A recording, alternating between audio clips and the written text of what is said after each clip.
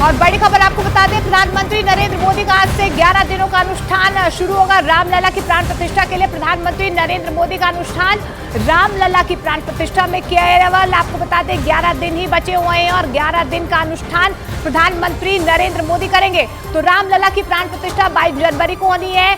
11 दिन ही बचे हैं। प्रधानमंत्री की तरफ से ये कहा गया है कि भावनाओं को शब्दों में कह पाना बहुत मुश्किल है। ये प्रधानमंत्री नरेंद्र मोदी की तरफ से कहा जा रहा है। 11 दिन तक विशेष अनुष्ठान कर रहा हूं और मैं जानता हूं कि जनता जनार्दन से आशीर्वाद की मैं आकांक्षा करता हूं। और अमिताभ हमारे सहयोगी फोन लाइन के जरिए जुड़ रहे हैं। प्रधानमंत्री नरेंद्र मोदी इस भव्य कार्यक्रम को लेकर अमिताभ पहले से ही तमाम तैयारियां कर रहे हैं, लेकिन जिस तरीके से ये 11 दिनों का अनुष्ठान रखा गया है, क्या संकेत दे सकते हैं प्रधानमंत्री नरेंद्र मोदी तमाम देशवासियों को, खासतौर पर विपक्ष को जो आना नहीं चाहते हैं? देखिए, सीधा है कि जो भारत की धर्म, भारत का सनातन धर्म है, भारत की संस्कृति है, उसमें वो पूरी तरह से लीन है। और रामलला की प्राण प्रतिष्ठा सिर्फ और सिर्फ बीजेपी या उनका कार्यक्रम नहीं है। ये पूरे देश की जनता, भारत की जनता और भारतवासियों के प्रतिनिधित्व का मौका उनको मिला। अद्भुत वातावरण, चारों दिशाओं में राम नाम की धुन, राम भजनों की अद्भुत सौंदर्य माधुरी। हर किसी को इंतजार है 22 जनवरी का, उस ऐतिहासिक पवित्र पल का। और अब अयोध्या में रामलला की प्राण प्रतिष्ठा में केवल 11 दिन ही बचे हैं। मेरा सौभाग्य है कि मुझे भी इस पुण्य अवसर का साक्षी बनने का अवसर मिल रहा है। ये मेरे लिए कल्पनातीत अनुभूतियों का समय है। मैं भावुक हूं, भाव विह्वल हूं। मैं पहली बार जीवन में इस तरह के मनोभाव से गुजर रहा हूं। मैं एक अलग ही भाव भक्ति की अनुभूति कर रहा हूं। मेरे अंतर मन की ये भाव यात्रा मेरे लिए अभिव्यक्ति का नहीं, अनुभूति का अवसर है। चाहते हुए भी मैं इसकी गहनता, व्यापकता और तीव्रता को शब्दों में बांध नहीं पा रहा हूं। आप भी भली भांति मेरी स्थिति समझ सकते हैं। जिस स्वप्न को अनेकों पीढ़ियों ने वर्षों तक एक संकल्प की तरह अपने हृदय में जिया, मुझे उसकी सिद्धि के समय उपस्थित होने का सौभाग्य मिला है। प्रभु ने मुझे सभी भारतवासियों का प्रतिनिधित्व करने का निमित्त बनाया है। निमित्त मात्रम भव सव्यसाचिन, ये एक बहुत बड़ी जिम्मेदारी है। मैं एक अलग ही भाव भक्ति की अनुभूति कर रहा हूं। मेरे अंतर मन की ये भाव यात्रा मेरे लिए अभिव्यक्ति का नहीं, अनुभूति का अवसर है। चाहते हुए भी मैं इसकी गहनता, व्यापकता और तीव्रता को शब्दों में बांध नहीं पा रहा हूं। आप भी भली भांति मेरी स्थिति समझ सकते हैं। जिस स्वप्न को अनेकों पीढ़ियों ने वर्षों तक एक संकल्प की तरह अपने हृदय में जिया, मुझे उसकी सिद्धि के समय उपस्थित होने का सौभाग्य मिला है।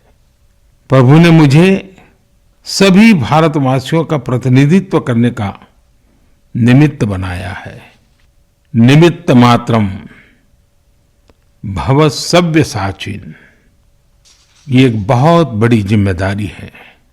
जैसा हमारे शास्त्रों में भी कहा गया है, हमें ईश्वर के यज्ञ के लिए, आराधना के लिए स्वयं में भी दैवीय चेतना जागृत करनी होती है।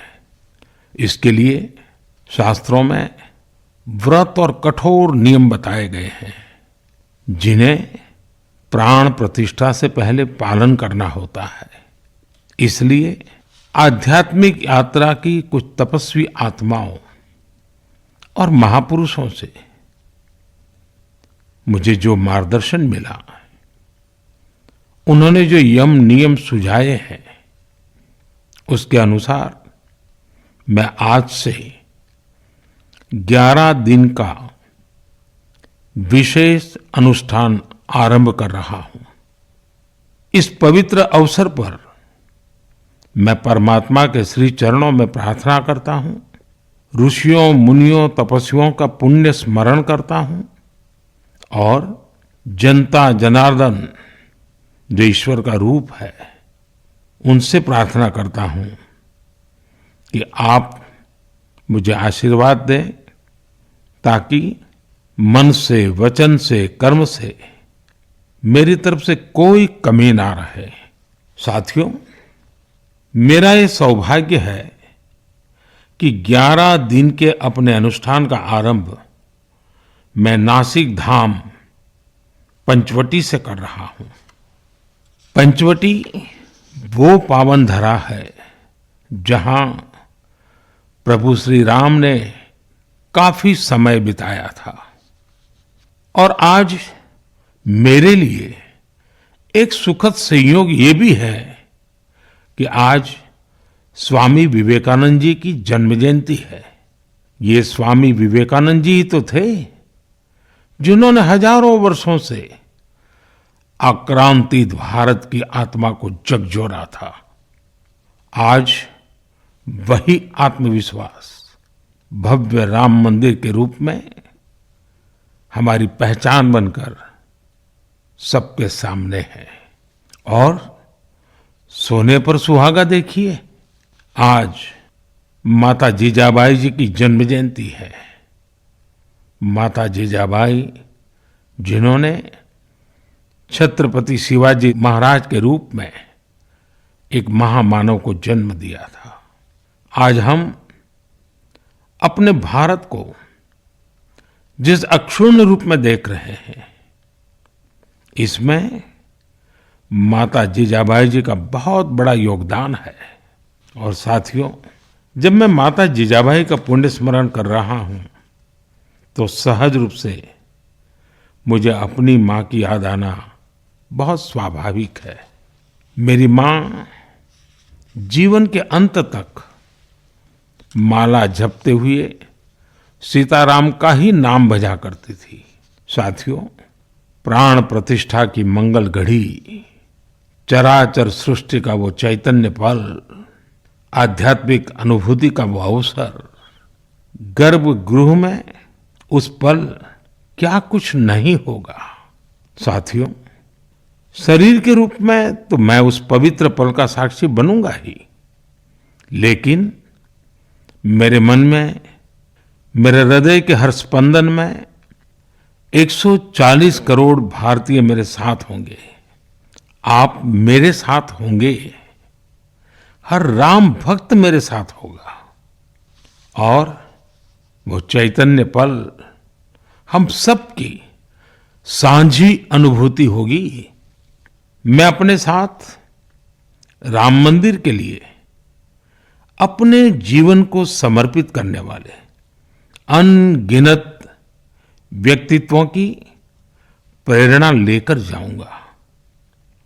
त्याग तपस्या की वो मूर्तियां, 500 साल का धैर्य, दीर्घ धैर्य का वो काल, अनगिनत त्याग और तपस्या की घटनाएं, दानियों की, बलिदानियों की गाथाएं, कितने ही लोग हैं जिनके नाम तक कोई नहीं जानता, लेकिन जिनके जीवन का एकमात्र ध्येय रहा है भव्य राम मंदिर का निर्माण। ऐसे असंख्य लोगों की स्मृतियां मेरे साथ होगी। जब 140 करोड़ देशवासी उस पल में मन से मेरे साथ जुड़ जाएंगे, और जब मैं आपकी ऊर्जा को साथ लेकर गर्भगृह में प्रवेश करूंगा तो मुझे भी एहसास होगा कि मैं अकेला नहीं, आप सब भी मेरे साथ हैं। साथियों, ये 11 दिन व्यक्तिगत रूप से मेरे यम नियम तो है ही, लेकिन मेरे भाव विश्व में आप सब समाहित है। मेरी प्रार्थना है कि आप भी मन से मेरे साथ जुड़े रहें। रामलला के चरणों में मैं आपके भावों को भी उसी भाव से अर्पित करूंगा जो भाव मेरे भीतर उमड़ रहे हैं। साथियों, हम सब इस सत्य को जानते हैं कि ईश्वर निराकार है, लेकिन ईश्वर साकार रूप में भी हमारी आध्यात्मिक यात्रा को बल देते हैं। जनता जनार्दन में ईश्वर का रूप होता है, ये मैंने साक्षात देखा है, महसूस किया है। लेकिन जब ईश्वर रूपी वही जनता शब्दों में अपनी भावनाएं प्रकट करती है, आशीर्वाद देती है, तो मुझ में भी नई ऊर्जा का संचार होता है। आज मुझे आपके आशीर्वाद की आवश्यकता है, इसलिए मेरी प्रार्थना है कि शब्दों में, लिखित में अपनी भावनाएं जरूर प्रकट करें, मुझे आशीर्वाद जरूर दें। आपके आशीर्वाद का एक एक शब्द मेरे लिए शब्द नहीं, मंत्र है। मंत्र की शक्ति के तौर पर वो अवश्य काम करेगा। आप अपने शब्दों को, अपने भावों को नमो ऐप के माध्यम से सीधे मुझ तक पहुंचा सकते हैं। आइए हम सब प्रभु श्री राम की भक्ति में डूब जाएं। इसी भाव के साथ आप सभी राम भक्तों को कोटि कोटि नमन। जय सिया राम, जय सिया राम, जय सिया राम। तो देखिए, प्रधानमंत्री नरेंद्र मोदी का ये ऑडियो मैसेज आप सुन रहे थे। प्रधानमंत्री नरेंद्र मोदी ने राम मंदिर प्राण प्रतिष्ठा से पहले एक ऑडियो मैसेज जारी किया। इसमें उन्होंने कहा है कि वे 11 दिन का विशेष अनुष्ठान आरंभ कर रहे हैं और इस बीच उन्होंने 140 करोड़ भारतीयों का भी साथ मांगा है, आशीर्वाद मांगा है। उन्होंने कहा कि भावनाओं को मैं शब्दों में कह नहीं पा रहा हूँ, लेकिन ये विशेष ऑडियो मैसेज उनकी तरफ से तमाम भारतवासियों को, राम भक्तों को भेजा गया है। उनकी तरफ से कहा जा रहा है कि मैं 11 दिन तक अनुष्ठान आरंभ आज से कर रहा हूं और नासिक से यहाँ पर पंचवटी मंदिर से मैं इसकी शुरुआत करूंगा, जहाँ पर रामलला ने वनवास के जब वो वनवास पर थे तो वहाँ पर कई साल जो है समय बिताया था। और ऐसे में आज ये उनके सौभाग्य की बात है कि 22 जनवरी को रामलला की प्राण प्रतिष्ठा उनके द्वारा होनी है। ऐसे में आज से वो 11 दिन का विशेष अनुष्ठान आरंभ कर रहे हैं। अवर रामचंद्र की जय। मेरे प्यारे देशवासियों, राम राम। जीवन के कुछ क्षण ईश्वरीय आशीर्वाद की वजह से ही यथार्थ में बदलते हैं। आज हम सभी भारतीयों के लिए, दुनिया भर में फैले राम भक्तों के लिए ऐसा ही पवित्र अवसर है। हर तरफ प्रभु श्री राम की भक्ति का अद्भुत वातावरण, चारों दिशाओं में राम नाम की धुन, राम भजनों की अद्भुत सौंदर्य माधुरी। हर किसी को इंतजार है 22 जनवरी का, उस ऐतिहासिक पवित्र पल का। और अब अयोध्या में रामलला की प्राण प्रतिष्ठा में केवल 11 दिन ही बचे हैं। मेरा सौभाग्य है कि मुझे भी इस पुण्य अवसर का साक्षी बनने का अवसर मिल रहा है। ये मेरे लिए कल्पनातीत अनुभूतियों का समय है। मैं भावुक हूं, भाव विह्वल हूं। मैं पहली बार जीवन में इस तरह के मनोभाव से गुजर रहा हूं। मैं एक अलग ही भाव भक्ति की अनुभूति कर रहा हूं। मेरे अंतर मन की ये भाव यात्रा मेरे लिए अभिव्यक्ति का नहीं, अनुभूति का अवसर है। चाहते हुए भी मैं इसकी गहनता, व्यापकता और तीव्रता को शब्दों में बांध नहीं पा रहा हूं। आप भी भली भांति मेरी स्थिति समझ सकते हैं।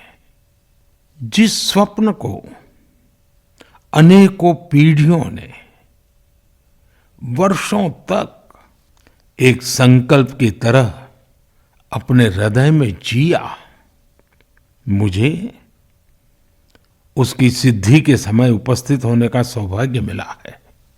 प्रभु ने मुझे सभी भारतवासियों का प्रतिनिधित्व करने का निमित्त बनाया है। निमित्त मात्रम भव सव्यसाचिन, ये एक बहुत बड़ी जिम्मेदारी है।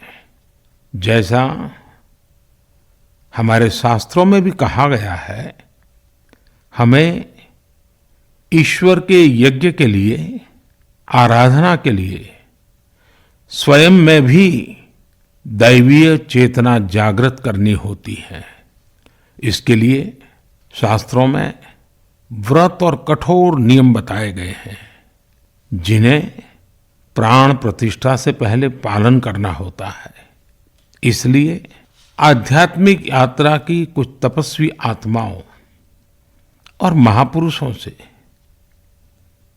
मुझे जो मार्गदर्शन मिला, उन्होंने जो यम नियम सुझाए हैं, उसके अनुसार मैं आज से 11 दिन का विशेष अनुष्ठान,